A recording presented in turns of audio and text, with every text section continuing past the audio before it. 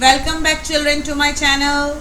This is your ma'am Nidhi and we are going to start with yet another interesting poem, Class 8 English, on Killing a Tree. This is a poem which is written by Jai Patel. He is a poet who lives in Mumbai. And this poem, it tells us that how much effort it is required when we want to cut a tree. Despite the fact we know that it's very difficult and it requires equal and little more effort to grow a tree. But when we have to cut a tree, we require more effort. Means जब हम एक पेड़ उगाते हैं बहुत मेहनत लगती है एक छोटी सी सीड से एक बड़े से पेड़ को उगाना, लेकिन जब हम उसको काटने आते हैं, उसको पूरा अपरूट करने आते हैं, तब कितनी मेहनत लगती है. That is all explained in this poem. And that is why it's written on killing a tree. हम किसी पेड़ को अगर काट रहे हैं तो it means हम उसे kill ही कर रहे हैं. And in fact it is an irony, it is a message also which is given in the poem कि हमें पेड़ को काटने की बजाय हमें उगाने चाहिए. We should grow more trees because that is more useful and that is more required to keep our earth more green and safe. Okay, so let us start. It takes much time to kill a tree, not a simple jab of the knife will do it. It has grown, slowly consuming the earth, rising out of it, feeding upon its crust, absorbing years of sunlight, air, water, and out of its leprous height, sprouting leaves. So, in the first paragraph, what they are telling, किस तरह से जो एक पेड़ है कैसे वो grow करता है, कितनी मेहनत लगती है. It takes much time to kill a tree. कि एक पेड़ को काटने के लिए बहुत टाइम लगता है, एक पेड़ को मारने के लिए रादर. और एक सिंपल ऐसा नहीं, जैब क्या होता है कि एक सिंपल ब्लो देना, कि एक सिंपल ऐसा नहीं कि एक मुक्का मारा या सिंपल सा धक्का दिया हमने तो एक पेड़ जो है कि वो कट जाता है, या सिंपल सा एक नाइफ हमने मारा और पेड़ कट जाता है. नहीं, ऐसा नहीं होता. जो एक पेड़ है जब वो ग्रो करना स्टार्ट हुआ है तो वो कैसे करता था. It consumes the earth. Consuming the earth मतलब जो अर्थ है, अर्थ के अंदर से वो न्यूट्रिएंट्स लेता है, सॉइल में से वो वाटर लेता है, नरिशमेंट लेता है और तब वो ग्रो करता है. उसके अंदर से धीरे धीरे वो बाहर निकलता है. फीड का मतलब यही है कि वो न्यूट्रिएंट्स और वाटर लेता है. Upon its crust means the earth surface, absorbing years of sunlight, air, water. Means वही चीज़ उसको बार बार कंज्यूमिंग को ही इलेबोरेट कर रहे हैं कि जो एक पेड़ है स्लोली कैसे उगता है, अर्थ के अंदर से बाहर निकलता है, अर्थ के क्रस्ट में से, और अर्थ के क्रस्ट से वो अपनी सॉइल में से वो नरिशमेंट लेता है, वाटर लेता है, एयर लेता है और सनलाइट आती है उसके पास. और बहुत साल लगते हैं जब एक पेड़ बहुत बड़ा बनता है. Out of its leprous height sprouting leaves. अब क्या होता है कि जो एक पेड़ होता है जब स्लोली ग्रो करता है तो जो उसका लेप्रस का मतलब होता है डिस्कलर्ड सी लंपी सी स्किन होती है उसकी, और धीरे धीरे उसमें से लीव स्प्राउट करते हैं तो फिर वो एक पेड़ बनता है. तो the main objective which they are trying to tell in this first paragraph is कि when a tree grows it takes nourishment from the soil, it takes water, nutrients, minerals, air, and it gets sunlight, and then it grows from a very small seed and then the leaves sprout. So hack and chop, but this alone won't do it.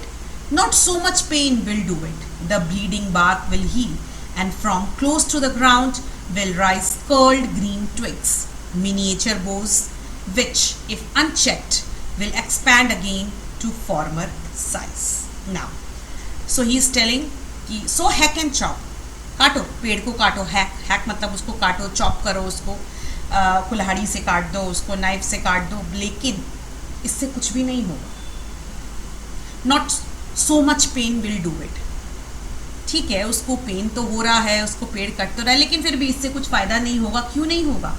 कि जो bark अर्थ के पास है, ground के पास है, bleeding bark. अब यहाँ पर एक वर्ड यूज़ हो रहा है ब्लीडिंग. बार्क तो आपको पता है क्या होता है, पर ब्लीडिंग वर्ड यहाँ पर ये शो कर रहा है कि जब हम किसी को मारते हैं तो उसमें से ब्लड निकलता है, वूंड्स होते हैं उसमें. सिमिलरली ही इज़ कंपेयरिंग कि जब हम एक पेड़ को काट रहे हैं, उसको मार रहे हैं, तो जो उसका बार्क है वो ब्लीड कर रहा है, उसके अंदर वूंड्स लग रहे हैं, लेकिन जो उसमें वो वूंड्स लग रहे हैं वो धीरे धीरे हील हो जाएंगे, वो ठीक हो जाएंगे. और जो अर्थ के पास, ग्राउंड के पास जो बार्क होगा उसमें से स्लोली जब मॉनसून सीजन आएगा या जब हेल्दी सीजन आएगा तो उसके अंदर से small twigs will rise, curled green twigs, curled धीरे धीरे कर्ल्ड वाली होती है ट्विग्स, वो धीरे धीरे राइज करेंगी। और मिनिएचर बोज, मिनिएचर मतलब टाइनी, और बोज मतलब जो उसके बार्क्स वगैरह होते हैं, टहनियाँ होती हैं, छोटी छोटी टहनियाँ फिर से निकल जाएंगी। और अगर आप उन्हें नहीं ध्यान देते, अनचेक मतलब उसको नहीं काटते, उसको ऐसे ही छोड़ देते, तो फिर से जो वो पेड़ है फिर से अपने ओरिजिनल साइज पे, फॉर्मर मतलब जैसा उसका पहला साइज था वो वैसा हो जाए। So what he is trying to say in this paragraph कि आप सोचते हो कि आप एक सिर्फ नाइफ से उसको चॉप कर दोगे या कट कर दोगे, इससे कुछ भी नहीं होगा।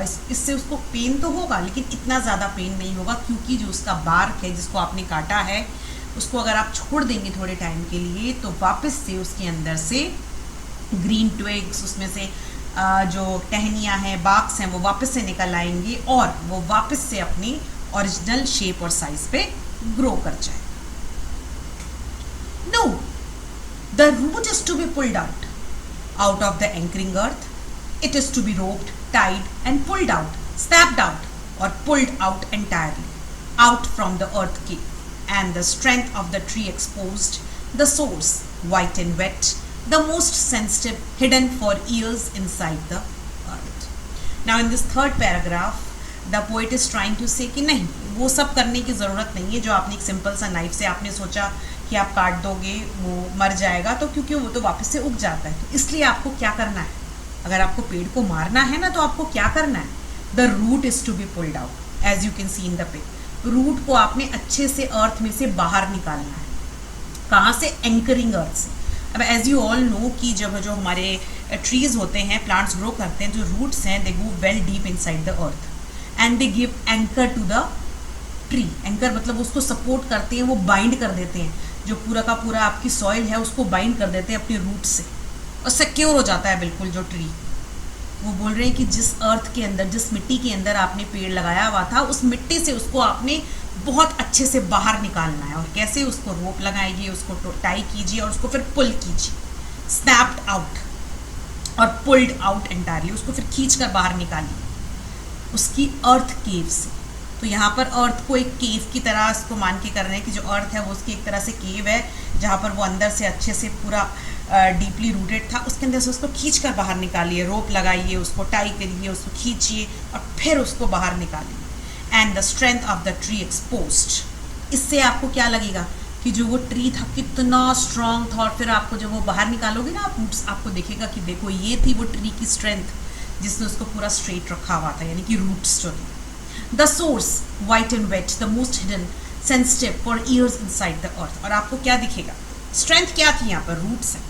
और रूट्स की स्ट्रेंथ क्या होती है कि जो रूट्स हैं वो आपके अर्थ में से क्या लेते हैं? Water, white and wet. The source, जो रूट्स हैं वो white and wet. White, don't think कि वाइट का मतलब वाइट कलर है, यहाँ पर वाइट एंड वेट का मतलब है कि वो पूरे जो आपके वेट होते हैं, न्यूट्रिशियस होते हैं, ड्राई तो नहीं होते ना।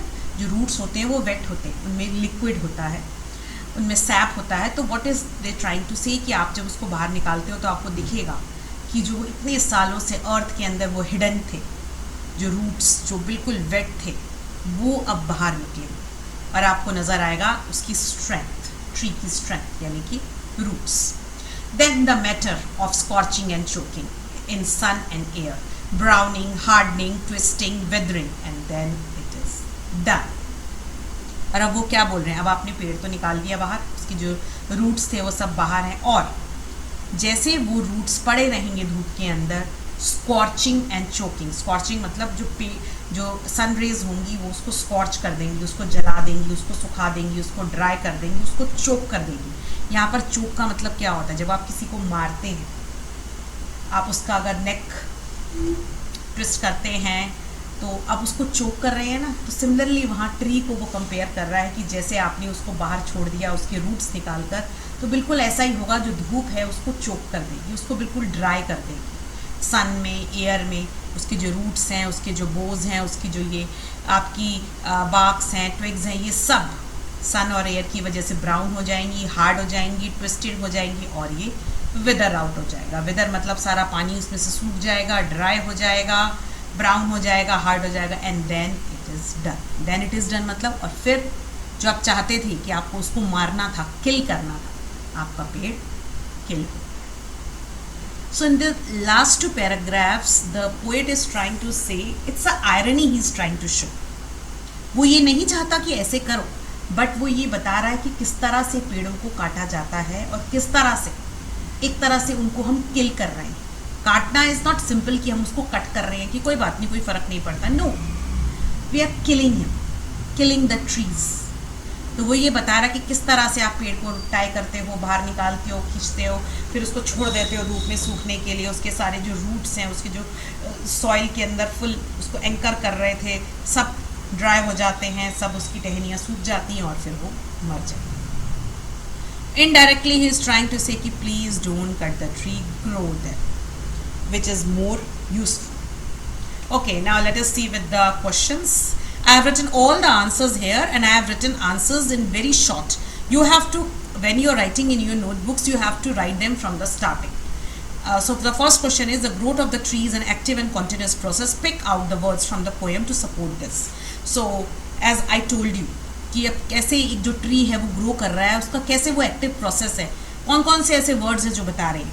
Sprouting, consuming, feeding, absorbing. So these are the words which support that the growth of a tree is an active and continuous process, and the words are sprouting, consuming, feeding and absorbing. Then how does the tree heal itself? The wounds on the bark heals and the little green twigs and branches begin to grow to their former size. What according to the speaker will finally kill the tree? According to the speaker, so you'll start the answer with, according to the speaker, uprooting the tree by roping, tying and pulling it out and laid bare in the scorching sun will finally kill the tree. So children, please understand that I have not given the starting and the ending. I have just written the main parts, but when you're writing in your notebooks, the answer should be correct in a correct sentence. Then question 4, what happens when the tree is uprooted? When the tree is uprooted, it loses its source of subsistence. Water, minerals and shelter of the earth are lost, and so it dries up and withers in the scorching sun. How does the speaker portray the pain of a tree? That what I have explained you during the poem also, कि कैसे speaker बता रहा है जो tree को pen हो रहा है, जो ट्री को दर्द हो रहा है, वो कौन से वर्ड्स यूज किए। He has use the words like scorching, choking, twisting and withering. So this is exercise A. Then exercise B, which are taken from the passage, extract questions, but this alone won't do it, not so much pain will do it. What does this refers to? This refers to chopping and hacking the tree with an axe. Please use the correct sentence and the correct tenses. This refers to. Why will it not do? So you'll start, it will not do. It will not do because tree is strong and hardy and soon will heal and grow back to its original size and strength. Sorry beta, here it is will, it is not with, it is will. Okay, just correct it. What is the attitude of the speaker of these lines as seen in the second line? So the attitude is the speaker mocks the person trying to kill the tree and admires the tree's strength. So he is saying कि इतना सा करके आप पेड़ को कोई दर्द नहीं दे रहे हैं क्योंकि उसके अंदर इतनी स्ट्रेंथ है. So he is mocking the person who is trying to kill the tree. That is the mocking. मजाक उड़ा रहा है सिर्फ उस person. Right? Then the second, it is to be roped, tied and pulled out, snapped out. What is being pulled out and how? The tree is being pulled out by roping, tying and pulling out. What happens after it is pulled out? After it is pulled out, you start from here. After it is pulled out, the tree gradually dies out. Why does it need to be pulled out? It needs to be pulled out. It needs to be pulled out because over the years the roots have gone deep to anchor the tree firm. So I hope you have understood the poem. So please like it, share it, and please you can all give your views on it. So till the next poem, till the next story we meet. Okay, take care everyone.